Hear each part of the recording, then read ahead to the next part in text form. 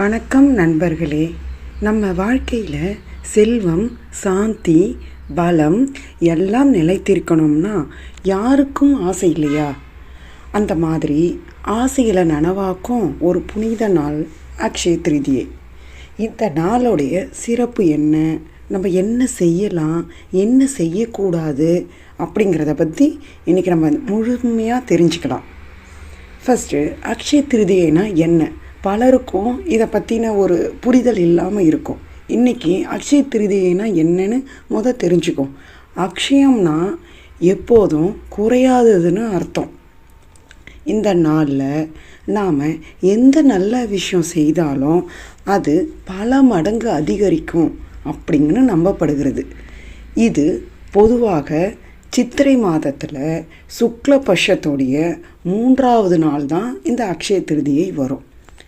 இந்த நாளுடைய சிறப்பு என்னன்னா, இந்த நாளில் தான் மகாவிஷ்ணு அவர்களுடைய அவதாரம் ஆரம்பமானது. அதுபோல் தாய் லக்ஷ்மி தேவி பூமிக்கு வருவதாகவும் நம்பப்படுகிறது. அதனால தான் இந்த நாள் செல்வத்திற்கும் வளத்திற்கும் மிகவும் முக்கியமானது.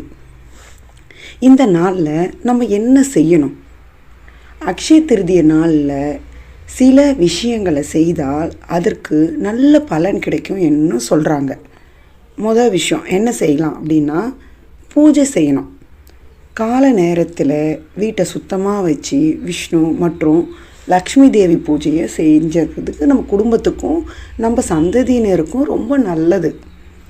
2வது விஷயம் தானம் கொடுக்கணும். இந்த நாளில் தானம் கொடுத்தால் அது பல மடங்கு திரும்ப வரும்.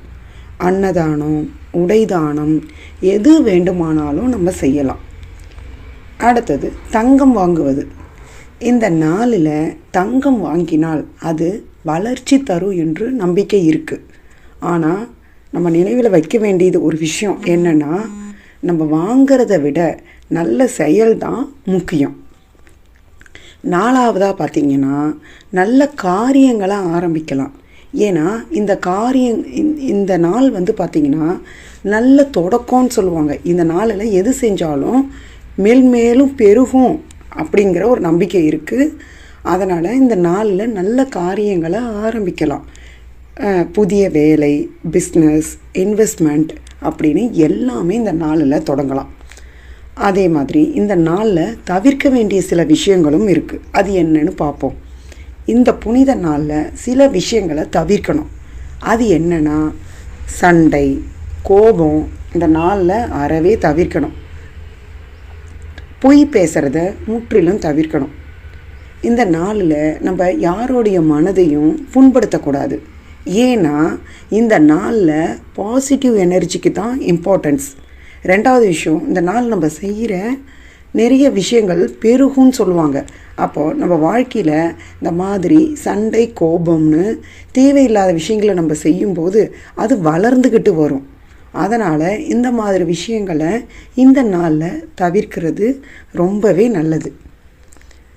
அடுத்து இதோட உண்மையான ரகசியம் என்னன்னா, நம்ம பல பேருக்கு ஒரு தவறான நம்பிக்கை இருக்குது. அக்ஷய திருதியைனா தங்கம் மட்டும்தான் வாங்கணும் அப்படின்னு நம்ம நினச்சிக்கிட்டு இருக்கோம். ஆனால் அது உண்மை இல்லை. உண்மையாக என்ன அப்படின்னா, நல்ல மனசு, உதவி செய்யும் மனப்பான்மை, நேர்மை இதெல்லாம் தான் ரொம்ப முக்கியம். இவை தான் இந்த நாளோடைய உண்மையான செல்வம். இந்த அக்ஷய திருதியை உங்கள் வாழ்க்கையில் செல்வம், சந்தோஷம், வெற்றி எல்லாமே கொண்டு வரணும்.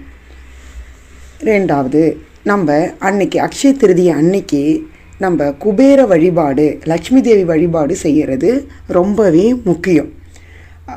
அது எப்படின்னா, நம்ம எப்பயும் போல் காலையில் எழுந்து வீட்டை நல்லா சுத்தம் செய்து, வாசலில் நல்லா கோலமிட்டு, பூஜை ரூமை நல்லா சுத்தம் செய்து, அங்கே நல்லா இறைவனுக்கு தேவையான பூக்களை எல்லாம் அலங்கரித்து அன்றைக்கி நம்ம வழிபடலாம். அந்த நாளில் குறிப்பாக இந்த பொருளை வாங்க தவறாதீங்க. அதாவது தங்கம் வாங்குற இன்றைக்கி விற்கிற தங்கம் விலையில் எல்லாராலேயுமே தங்கம் வாங்க முடியாது. அப்படிங்கிற பட்சத்தில் அதை விட ஒரு பெரிய பொருள் ஒன்று இருக்குது. அது வந்து மகாலட்சுமி தேவிக்கும் குபேரருக்கும் ரொம்ப பிடித்தமான ஒன்று. நீங்கள் தங்கம் வாங்குறீங்களோ இல்லையோ, ஆனால் இந்த பொருளை கண்டிப்பாக வாங்க மறக்காதீங்க. அது என்னன்னா உப்பு. கண்டிப்பாக அந்த நாளில் அட்லீஸ்ட் ஒரு பேக்கெட் உப்பையாவது நீங்கள் வீட்டுக்கு வாங்கிட்டு வரணும். 2வது துவரம்பருப்பு. 3வது பார்த்திங்கன்னா மஞ்சள் பொடி. இதை நீங்கள் 3ம் வாங்கிட்டு வந்து ஒரு சின்ன கிண்ணத்தில், ஒரு கிண்ணத்தில் உப்பையும், இன்னொரு கிண்ணத்தில் துவரம்பருப்பையும், இன்னொரு கிண்ணத்தில் மஞ்சள் பொடியையும் சேர்த்து அன்றைக்கி பூஜை ரூமில் வச்சு, அன்றைக்கி ஏதாச்சும் ஒரு இனிப்பு பலகாரம் உங்களால் முடிஞ்சதுன்னா ஒரு சின்ன கேசரி இல்லை ஒரு பால் பாயாசம் ஏதோ ஒன்று சுவாமிக்கு நெய்வேத்தியமாக வச்சு இதை நீங்கள் வச்சு வழிபடும்போது உண்மையாகவே உங்கள் வாழ்க்கையில் உங்களுடைய எல்லா விஷயத்துலையுமே உங்களுக்கு மட்டும் சந்ததியினருக்கும் நீங்காத செல்வம் வருஷம் ஃபுல்லாகவே கண்டிப்பாக உங்கள் குடும்பத்தில் இருக்கும். உங்கள் குடும்பத்தில் வறுமைங்கிறதையே கிடையாது. மகாலட்சுமி தேவி அருளாலையும் குபேர தேவனுடைய அருளாலையும் உங்களுடைய குடும்பத்தில் நீங்காத செல்வம் கண்டிப்பாக இருக்கும்.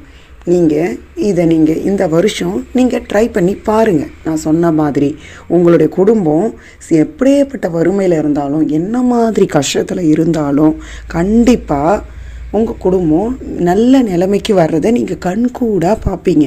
அதை மாதிரி உங்கள் குடும்பத்தில் செல்வம் வந்து வற்றாமல் மகாலட்சுமி தேவி அருளால் இருக்கும்.